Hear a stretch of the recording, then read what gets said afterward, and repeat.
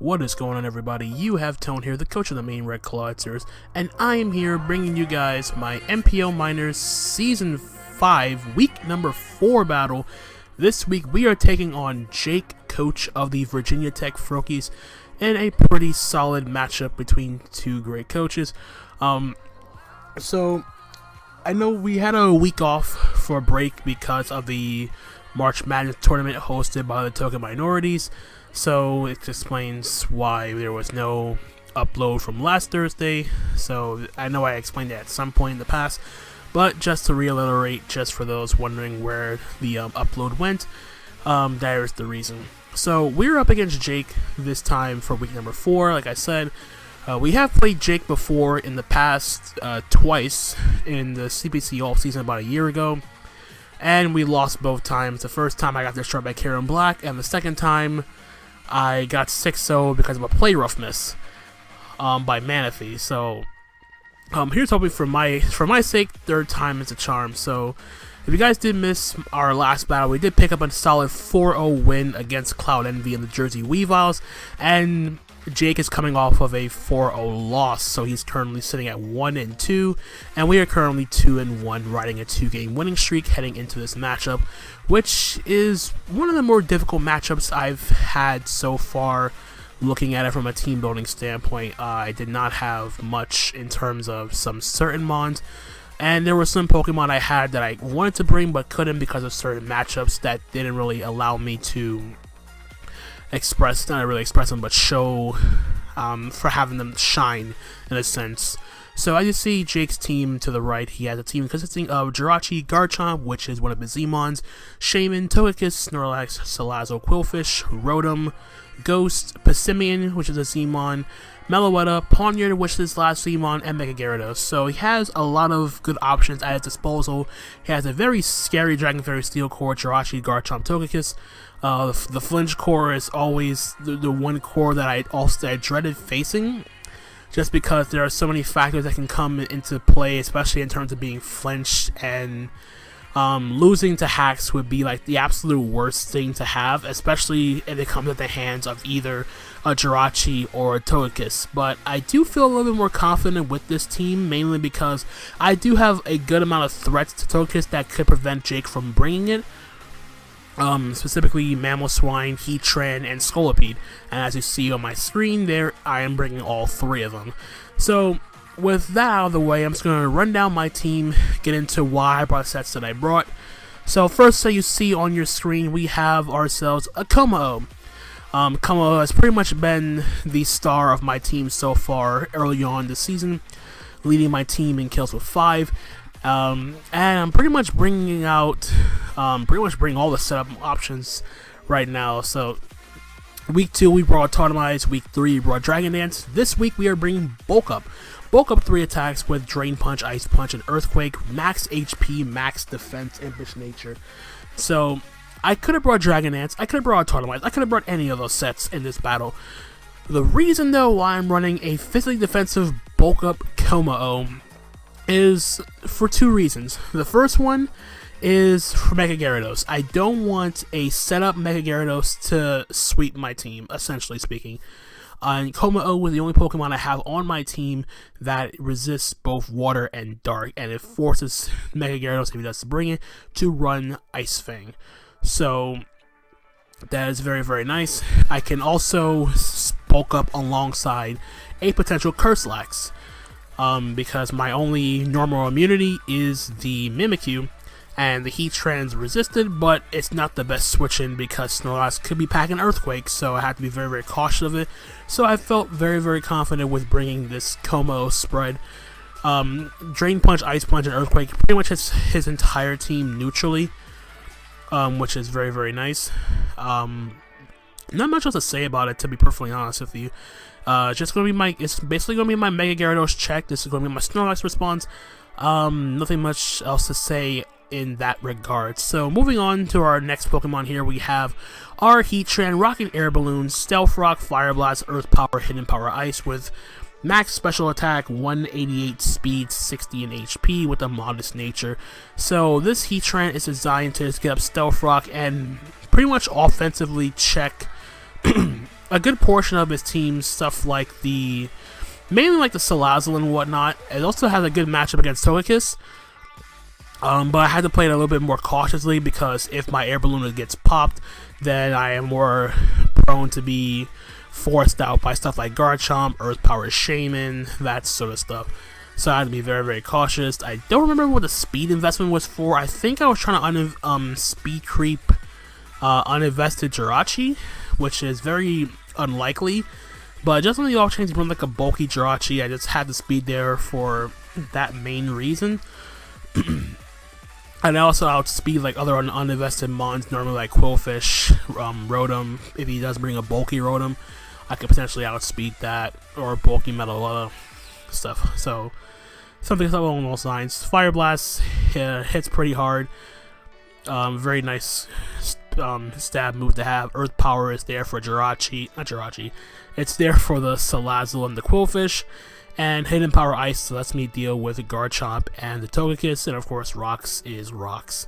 So that is my Heatran set. So next up, making its debut, we have Valoria, our Zoroark here with Poisonium Z, with Dark Pulse, Sludge Bomb, Focus Blast, Sucker Punch with max special attack, 40 attack, 216 speed with a hasty nature. This outspeeds his Jirachi. This else, I think I made a mistake here.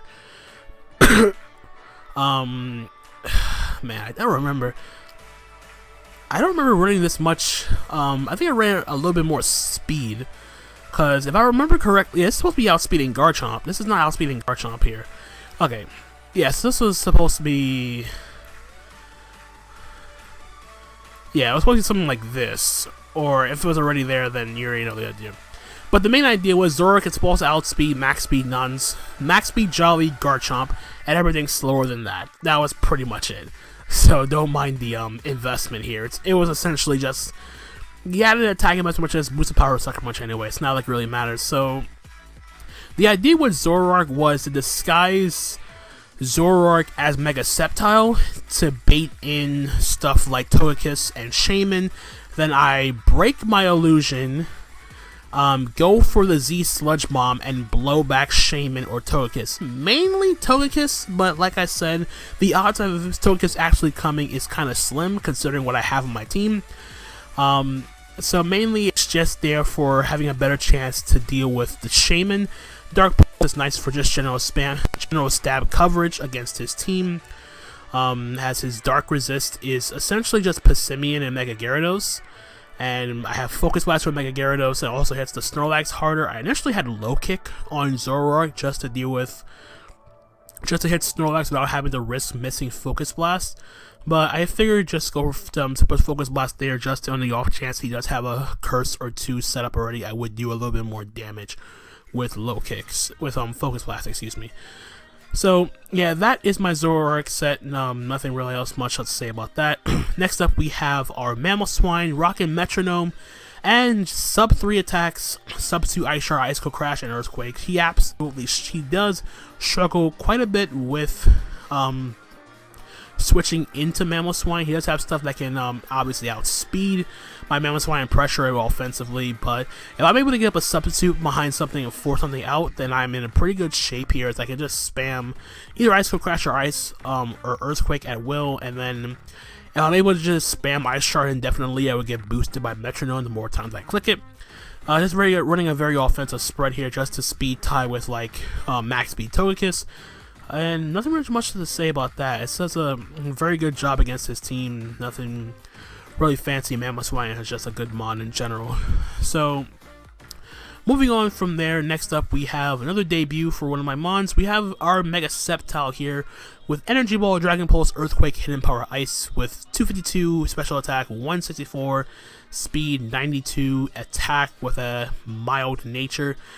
This pretty much outspeeds its fastest non-Scarf Pokemon, being a Salazzle, and the rest max special attack for added power, and the rest is in attack to boost the power of Earthquake to hit stuff like Jirachi and Salazzle and stuff like that. So there's two reasons for bringing the Mega Sceptile here. The first one, I need to have some sort of I want to have some natural speed on my team.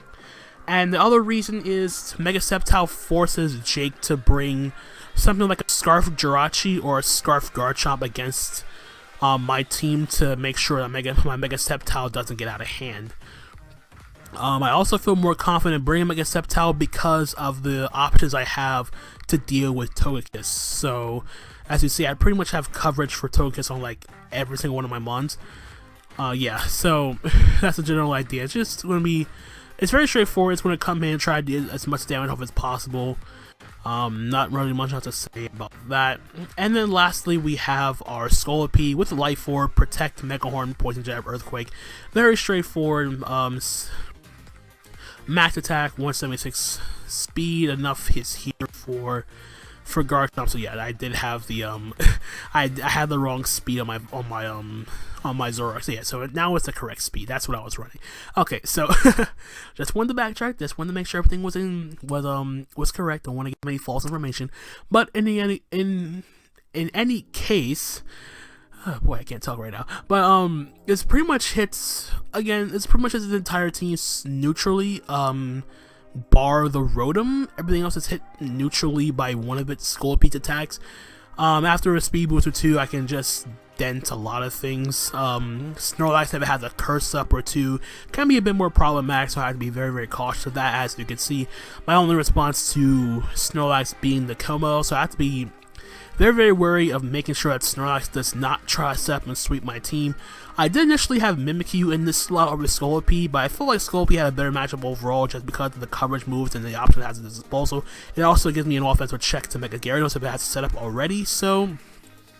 And it also gives me a way to revenge stuff like weakened Scarf Jirachi or Scarf Garchomp in that case. So that is going to be the team builder. Hope you guys enjoy it. So let's just skip right over to the battle and see how we do for week number 4. As you can see, our opponent Jake has decided to bring the Garchomp, Snorlax, Salazzle, Shaym-In, Quillfish, and the Jirachi. So pretty much more or less what I was expecting Jake to bring in this battle. As I see, there's no Togekiss here, and there's also no Mega Gyarados here. So the main objective for my Como is now just limited to making sure that Snorlax does not just destroy my team, and at the very least, it does also check the Garchomp if it's not like special Draco Meteor, which will actually just blow back my Como if he does bring that.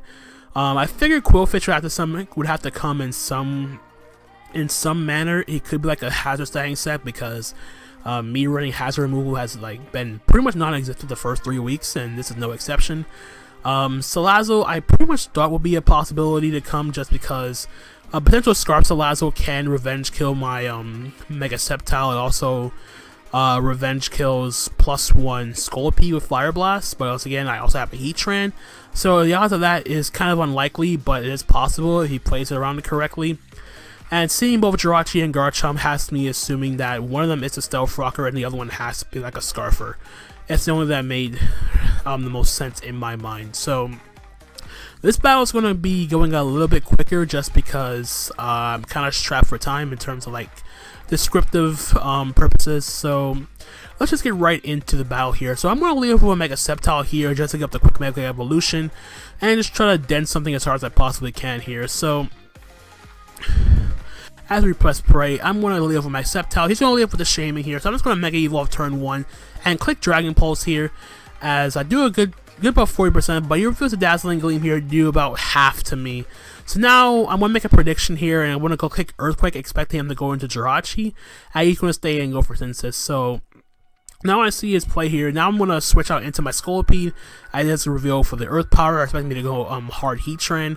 He's going to go on to his Quillfish. I make the prediction there and I go for the Earth of my own. It reveals that he is Sugar Berry Quillfish here, so I pop the Sugar Berry, which is nice.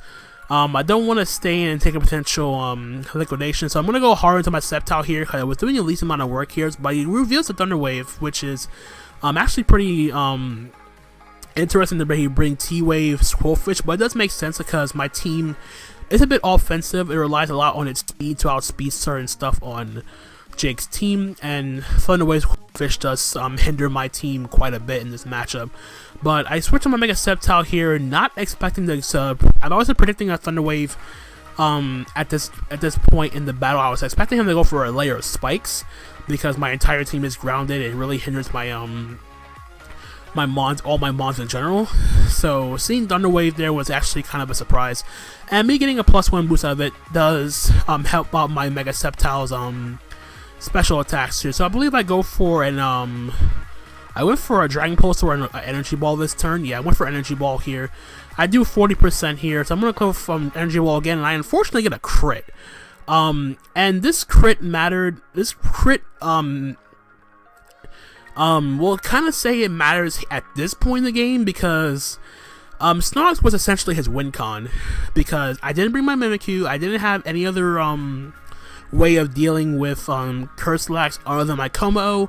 My Como hasn't come out yet, so now my Como's role in this game has literally just come down to just trying to check Garchomp. Not really expecting it to check Jirachi, although it can try. But nonetheless, that crit did unfortunately suck. I ran into Calx.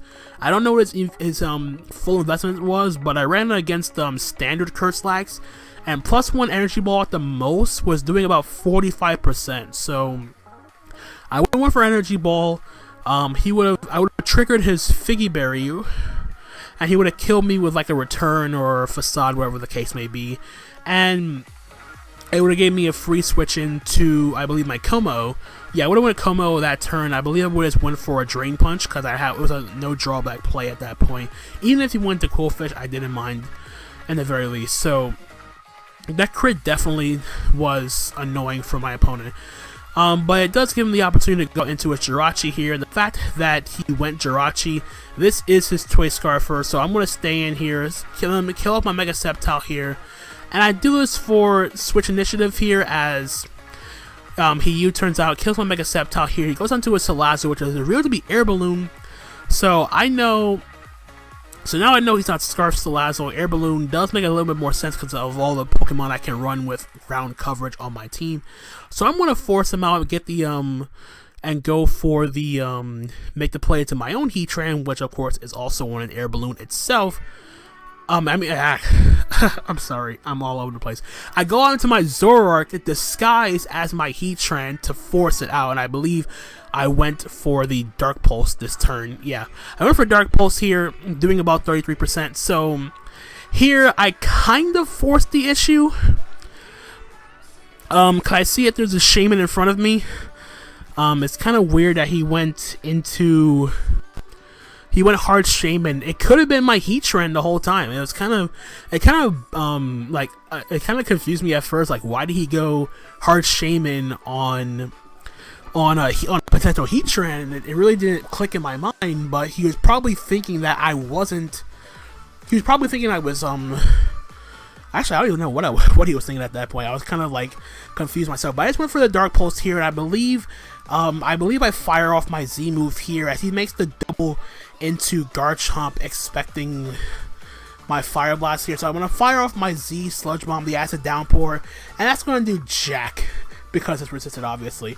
So I'm going to make the play into my Como here as he goes for the Earthquake, do about 30%.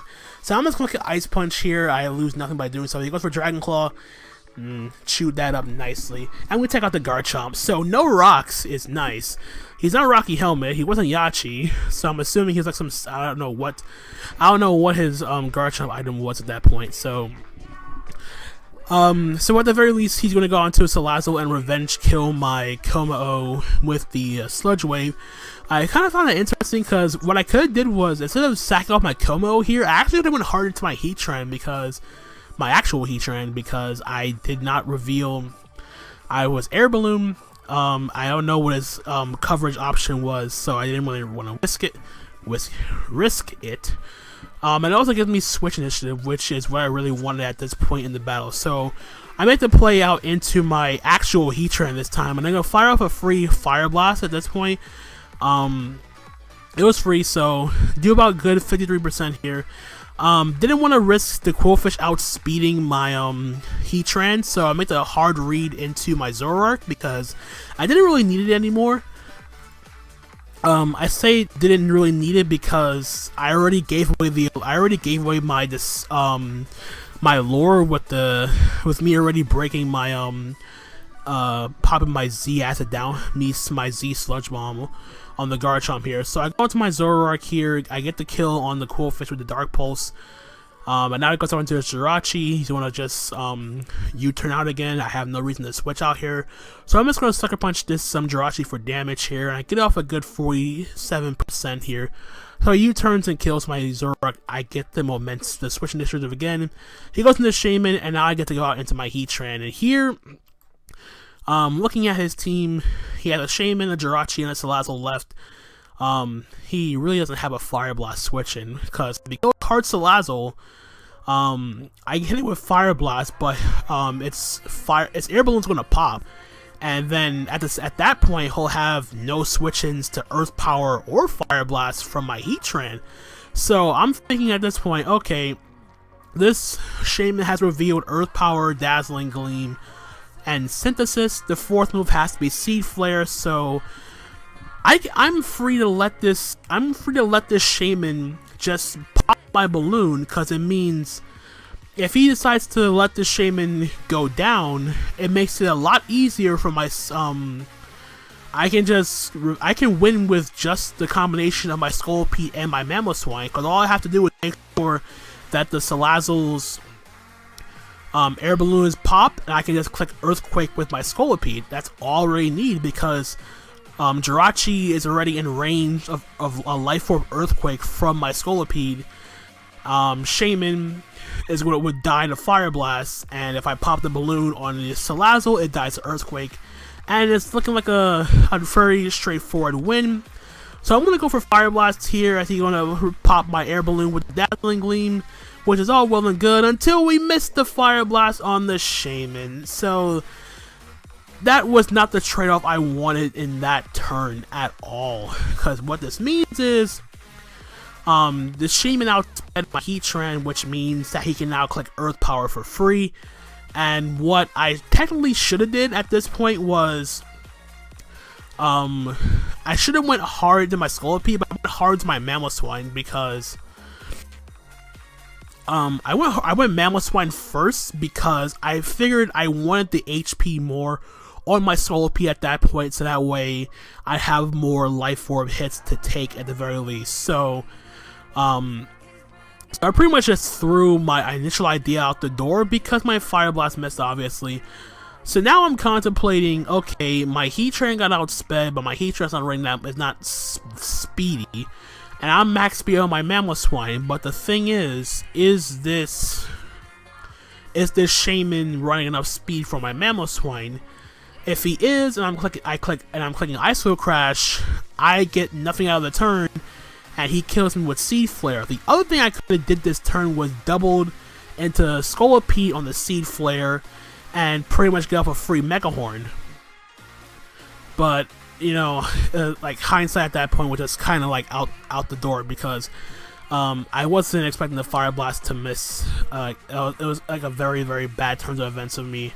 So what I ended up doing here was clicking Ice Shard, which was kind of the worst play, because I said earlier, as long as I popped the air balloon on the Salazzle, I won with Scolipede. But I let my Mamoswine go down here. I just wanted some chip damage on the Shaymn to let it put it in range of Scolipede's Mega Horn, which I'm going to go into right now. So he's going to sack off his Jirachi here to the Mega Horn, which is a good play because it forces me to break the air balloon with my Scolipede, which I'm going to do here is I click Poison Jab, break the air balloon, and he's going to go for the Hidden Power Ground, predicting me to go out into my Heatran. I live on 3%, so now this is the other turn where I had a 50-50 going on in my head. So this was basically between me either clicking Earthquake or clicking Mega Horn. If I click Earthquake, because either way, my Scolipede is going to die to Life Orb Recoil. But if I click Earthquake and he stays in, Salazzle's going to drop, he goes on the Shaymn, he becomes Shaymn versus Heatran, and that sort of stuff. So if I click Mega Horn and he switches into Shaymn, I take out the Shaymn, and Salazzle won't take out my Heatran from the range of HP as I with HP ground. I did the calcs, and the most HP ground was doing to my Heatran was about 76% at this point, and my Heatran was at 96. So I'm trying to make a read here at the end, which was kind of my own fault here because of what happened earlier, which I'm not going to blame the hacks on that, but this was just me trying to make a read, kind of useless read in the eyes of more experienced people or whatnot. But I'm going to click Mega Horn here, expecting him to make the switch out into Shaym-In, expecting me to Earthquake. But he's going to stay in here as I am going to get the prediction wrong. I got a life for a recoil. And that's essentially going to be the game because he now clicks HP Ground, and now I'm in range of Shaym-In's Earth Power. I killed the Salazzle with my own Earth Power, but he gets to go out into his own Shaym-In, click Earth Power of his own, and we are unfortunately going to lose this game 1-0 to the Virginia Tech Froakies. So yeah, those last few turns, like after the Fire Blast miss, I could have played it a lot differently. In the very least, I felt pretty happy with the way I played. Obviously, those last few turns were kind of questionable from my part because I could have did things a little bit differently. I could have went into Scolipede on the Seed Flare, preserved my Mamoswine because Mamoswine was actually pretty doggone important. But other than that, there was also that read I made the second to last turn with me going for a Mega Horn. There was absolutely no reason Jake would have risked the Shaym-In, considering that Salazzle wouldn't kill Heatran in one hit, and Shaym-In had Earth Power, which had a better chance to kill my Heatran. I don't know the exact calc off the top of my head for the Shaym-In calc, because I'm assuming the way I saw leftovers on the Shaym-In, I don't know if he was like how bulky his Shaym-In was, or if he was max special attack investment. But I know at the very least he was running speed for Mamoswine and like Kommo speed creeping and speed creeping Kommo. I remember that much. So yeah, it's hard to say exactly what the role would have been, but me trying to like say that my Heatran would live a 4 times super effective move from a Shaym-In is kind of out there, but nonetheless, this is a very tough 1-0 loss. I'm not blaming it on the Fire Blast miss, because essentially, even though that miss did happen, I still had a chance to come back from that miss and play things a little bit differently in the end game. So the first few turns I felt very confident in. I played as well as I could have. I felt I brought a solid team, but there was really nothing much I can do in terms of like the hacks, like the Fire Blast miss. It's fine, but the way I played afterwards, which is kind of questionable in my opinion, and it pretty much could have been avoided. It could have been like a 2-0 or a 1-0 win in my favor, but I kind of to me at least, it felt like a choke on my end. This is not taking away anything from my opponent. This is just my own personal opinion because of the way I played and how I did after the turn of events. But nonetheless, good game to Jake. Unfortunately, we dropped a 2-2, -1 differential, so kind of unfortunate. But again, the game was pretty close. The hacks didn't truly matter that much. I mean, obviously, if I hit, this wouldn't be a fact. It wouldn't be this wouldn't be a thing. But heck, it's Pokemon. What can you do? There's gonna be those times where stuff like don't end up the way you want it to go, and I'm not going to dwell on this. I just gotta pick up the pieces and go on from there. But nevertheless, I hope you guys did enjoy the battle. If you did, leave a like, subscribe, comment, all that stuff. Also, we'll be leaving a link to all the other coaches in the majors and the minors feel free to check them out as well as checking out the NPL fan server if you haven't done so already. A link will be in the description as always. So that's going to be it from me, guys. I hope you guys enjoyed, and until the next time when we take on Hiker Toe and the Boston Bulldogs, this is Tone signing off for now. Peace out.